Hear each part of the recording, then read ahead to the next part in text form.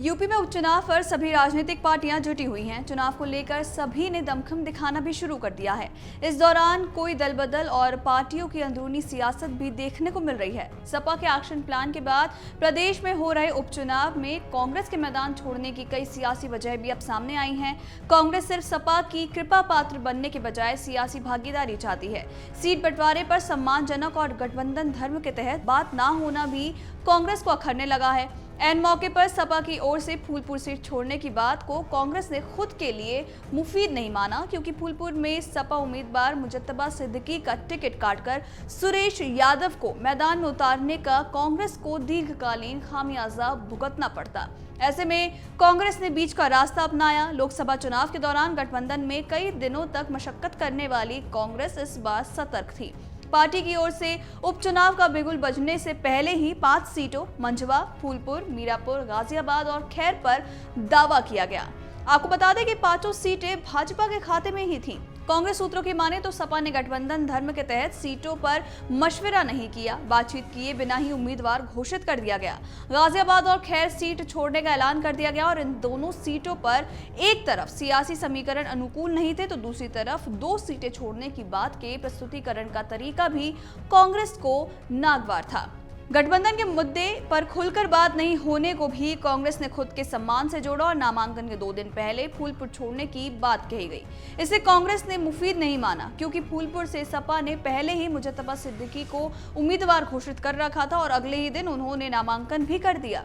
कांग्रेस यहां से जिला अध्यक्ष सुरेश यादव को मैदान में उतारना चाहती थी और ऐसे में घोषणा के बाद मुजत्तबा सिद्दीकी का टिकट कटता तो अल्पसंख्यकों के बीच पूरे देश में कांग्रेस के खिलाफ संदेश जाता। ये संदेश सपा के लिए मुफीद था, लेकिन कांग्रेस के लिए घातक था, क्योंकि कांग्रेस पूरे देश में अल्पसंख्यकों की हितैषी होने का ढिंडोरा पीट रही है। ऐसे में वो अल्पसंख्यक का टिकट काटने का कलंक अपने माथे पर नहीं लेना चाहती थी। ऐसे में उसके पास मैदान से हटने के अलावा और कोई विकल्प नहीं दिखा। बता दें कि गठबंधन की स्थिति का अंदाजा इस बात से भी लगाया जा सकता है कि दोनों दलों ने संयुक्त रूप से घोषणा नहीं की। पहले सपा ने ऐलान किया कि वो सभी सीटों पर कांग्रेस के सहयोग से चुनाव लड़ेगी और अगले ही दिन कांग्रेस ने सहयोग देने की भी घोषणा की। ये भी साफ किया कि कांग्रेस का कोई भी उम्मीदवार मैदान में नहीं उतरेगा और यही वजह है कि जब फूलपुर से कांग्रेस जिला अध्यक्ष सुरेश यादव ने नामांकन किया तो उन्हें पार्टी ने पद से हटा दिया। सुरेश यादव का नामांकन इस बात का भी सबूत है कि कांग्रेस के अंदर खाने में गठबंधन को लेकर चिंगारी सुलग रही है। हालांकि इस मुद्दे पर कांग्रेस के प्रदेश अध्यक्ष अजय राय कहते हैं कि सीट बंटवारे का मुद्दा खत्म हो गया है और अब भाजपा को हराने के मुद्दे पर बात होनी चाहिए। जनता की भलाई और देश प्रदेश में अमन चैन कायम करने के लिए भाजपा को हटाना जरूरी है। गठबंधन के तहत सभी 9 सीटों पर उतारे गए उम्मीदवारों के साथ पार्टी का हर नेता और कार्यकर्ता पूरी शिद्दत से लगा हुआ है। तो वहीं रविवार को सपा अध्यक्ष अखिलेश यादव ने भी कहा कि हम लोग इग्नोर करने वाले लोग हैं, राजनीति में त्याग की कोई जगह नहीं है। महाराष्ट्र चुनाव के संबंध में दिए गए इस बयान को कांग्रेस के साथ गठबंधन से भी जोड़कर देखा जा रहा है, क्योंकि सपा महाराष्ट्र में 4 उम्मीदवार उतार चुकी है और वो गठबंधन के तहत 12 सीटें मांग रही है, जबकि कांग्रेस अपने कोटे की सीटें देने को तैयार नहीं है।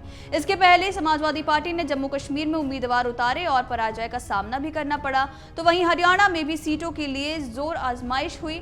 सपा ने 5 सीटें मांगी थी, लेकिन कांग्रेस ने सीटें नहीं दी थी। अगर आप ये वीडियो YouTube पर देख रहे हैं तो हमारे चैनल को सब्सक्राइब कर बेल आइकन दबाएं और Facebook पर देख रहे हैं तो हमारे पेज को लाइक करें। 8 मिलियन प्लस सब्सक्राइबर, आपके इस भरोसे के लिए बहुत धन्यवाद।